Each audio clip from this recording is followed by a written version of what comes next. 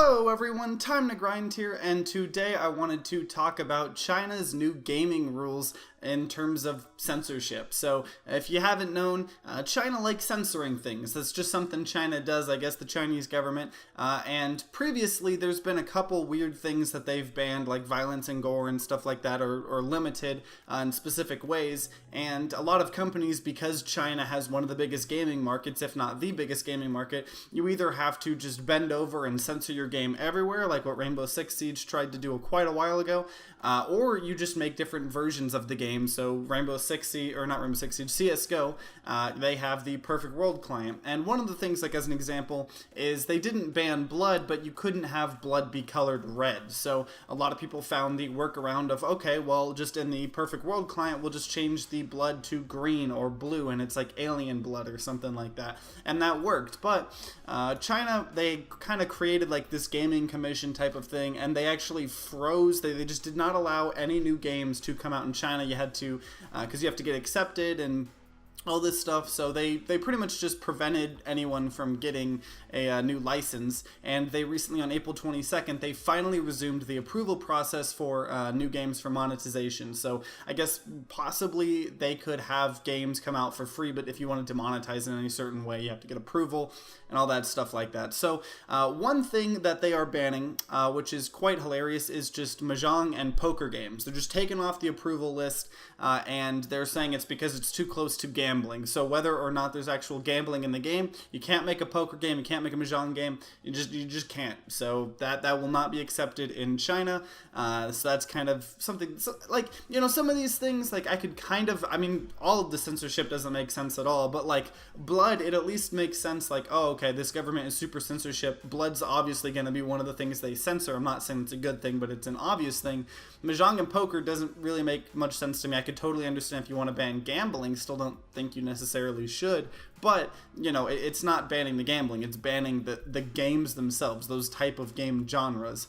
Another thing that they are banning is pretty much China will also stop approving certain games inspired by its imperial past, including Gangdua, definitely not pronouncing that right, which directly translates to harem scheming, as well as the word for palace official competition. So a lot of stuff's kind of weird in translation, but what that means is pretty much any game that has to do with its imperial past, or talking about, like, you know, competition in the, you know, throne room, and you know, kind of just anything around that, you're not allowed. And I don't know if that's because they don't want people trying to overthrow the government because they got inspired by video games, or if they just don't want anyone to know about their shady past, and they're just trying to, you know, decrease the way that their citizens can find out. I'm not 100% sure, but that is something that is also interesting.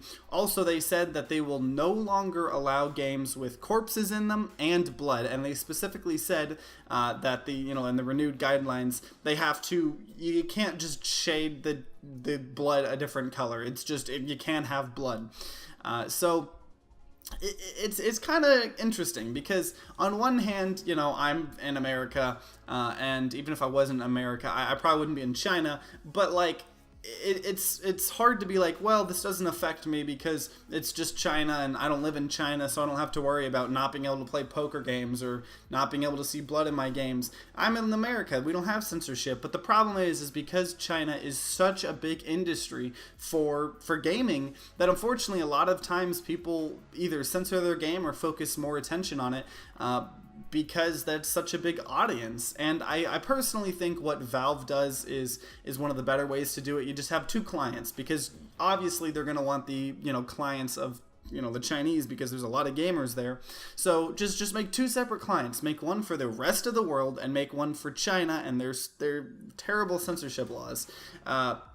And I'm not trying to bash on everyone living in China. I'm not even trying to bash anyone living in China, really. Just bashing the government that is censoring the, you know, thing. Just like I don't think you could blame, you know, a lot of people in America for some of the political things that's been happening, because most Americans don't have anything to do with that. Just like most, you know, Chinese people in China, they have nothing to do with the censorship laws that the government puts on video games. So not trying to, you know, insult anyone like that, just insulting the government, because the Chinese government is a little silly. And I think we've known that for a while. There's been stupid censorship like this in the past, but they are just effectively making it so much harder and ridiculous. It just shows how much silly it is when you're not only banning, blood and violence and stuff like that, but now you can't even have poker, mahjong, you can't have imperial schemes. Like I mean, what's going to be next? They're banning any game that has fruit in it because they want you to eat vegetables, not fruit. So overall, not a huge news story because, China's been censoring things for a while, but it is starting to get a lot drastic before, and I'd love to see how, or not love, but I'm interested in seeing how game companies handle this decision. Will they truly remove all blood, or will they try to, will more companies start trying to do what Valve does with a separate client? Because I can imagine a lot of people being angry if they just flat out remove blood, in some games, because people are like, you're only removing it for the censorship. So overall, interested in that. If you guys have any comments on this story or predictions on what you think the gaming industry will do, let me know in the comments down below. I'd love to hear them all. And if you enjoyed this video, then consider leaving a like down below and subscribing to see more content. New videos come out weekly or sometimes more than once per week. And like always, guys, I hope you guys have a great rest of the day.